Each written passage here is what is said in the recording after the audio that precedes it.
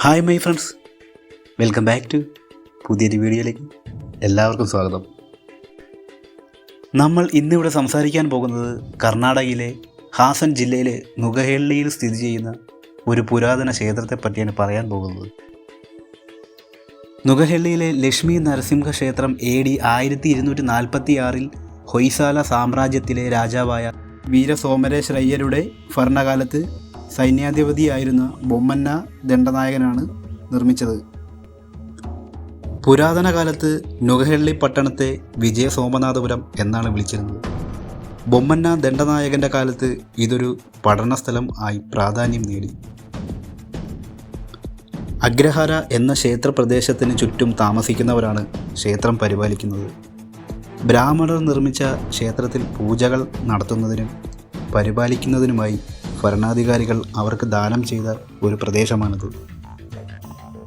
Soap stone കൊണ്ട് നിർമ്മിച്ച ഈ ക്ഷേത്രം 13-ാം നൂറ്റാണ്ടിലെ ഹൊയ്സാല വാസ്തുവിദ്യയുടെ ഉത്തമ ഉദാഹരണമാണ്. വിഷ്ണുവിൻ്റെ അവതാരമായി കരുതപ്പെടുന്ന നരസിംഹ ഭഗവാന് സമർപ്പിച്ചിരിക്കുന്ന ക്ഷേത്രമാണിത്. മറ്റ് ഹൊയ്സാല ക്ഷേത്രങ്ങളെപ്പോലെ നുഗഹേള്ളിയിലെ ലക്ഷ്മി നരസിംഹ ക്ഷേത്രവും ജഗതി എന്നറിയപ്പെടുന്ന ഒരു ഉയർന്ന പ്ലാറ്റ്ഫോമിലാണ് നിർമ്മിച്ചിരിക്കുന്നത്. ക്ഷേത്രം ഒരു ത്രികൂട ചാലമായാണ് നിർമ്മിച്ചിരിക്കുന്നത്. അതായത് ഇതിന് 3 ശ്രീകോവിലുകളുണ്ട്. 3 ശ്രീകോവിലുകളും 9 ഉൾക്കടലുകളുള്ള ഒരു മധ്യ അടച്ച മണ്ഡപത്തിന് ചുറ്റുമാണ് സ്ഥിതി ചെയ്യുന്നത്. അടച്ച മണ്ഡപത്തിൻ്റെ മേൽക്കൂരയെ താങ്ങി നിർത്തുന്നത് 4 തിരിഞ്ഞ തൂണുകളാണ്. അവ മധ്യഭാഗത്ത് ആഴത്തിൽ താഴികക്കുടമാണ്. വൈഷ്ണവ കൊത്തുപണികൾ ഹരിഹര, ദക്ഷിണാമൂർത്തി, ചണ്ഡികേശ്വര, ഗണേശൻ എന്നിവരുടെ ശൈവ കൊത്തുപണികൾ ദുർഗ, മഹിഷാസുരമർദിനി, നൃത്തം ചെയ്യുന്ന ലക്ഷ്മി, സരസ്വതി എന്നിവയുടെ ശക്തി കൊത്തുപണികൾ, സൂര്യൻ, ബ്രഹ്മാവ് തുടങ്ങിയ വേദദേവതകളുടെ കൊത്തുപണികൾ എന്നിവയാണ് ക്ഷേത്രത്തിൽ ഏറ്റവും പ്രധാനപ്പെട്ട സവിശേഷതകൾ.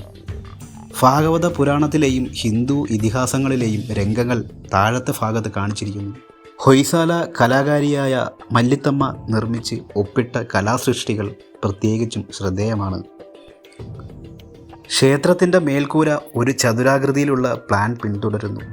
കൂടാതെ 3 നിര ചെറിയ മേൽക്കൂരകളും അവയുടെ സ്വന്തം കലശങ്ങളുമുണ്ട്. ഇത് പ്രധാന ഗോപുരത്തിൻ്റെ ശരീരം രൂപപ്പെടുത്തുന്നു. സുഗനാസിക്ക് 2 നിലകൾ മാത്രമുള്ളതിനാൽ ഇത് പ്രധാന ഗോപുരത്തിൻ്റെ ഒരു വിപുലീകരണമായി കാണപ്പെടുന്നു. ഈ ക്ഷേത്രത്തിലേക്ക് എങ്ങനെ എത്തിച്ചേരാം? ചന്നരായപട്ടണമാണ് ഏറ്റവും അടുത്തുള്ള റെയിൽവേ സ്റ്റേഷൻ. ഈ സ്റ്റേഷനിൽ നിന്നും ഏകദേശം 20 കിലോമീറ്റർ ഉണ്ട് ക്ഷേത്രത്തിലേക്കുള്ള ദൂരം. റോഡ് മാർഗമാണ് നിങ്ങൾ വരുന്നെങ്കിൽ ചന്നരായപട്ടണവുമായി നുഗഹേള്ളി റോഡ് ബന്ധപ്പെട്ടിരിക്കുന്നു. ഇവിടെ നിന്നും KSRTC ബസ്സുകളും പകരം ടാക്സികളും ലഭ്യമാണ്. അടുത്തൊരു വീഡിയോയിൽ കാണുന്നതുവരെ നന്ദി, നമസ്കാരം.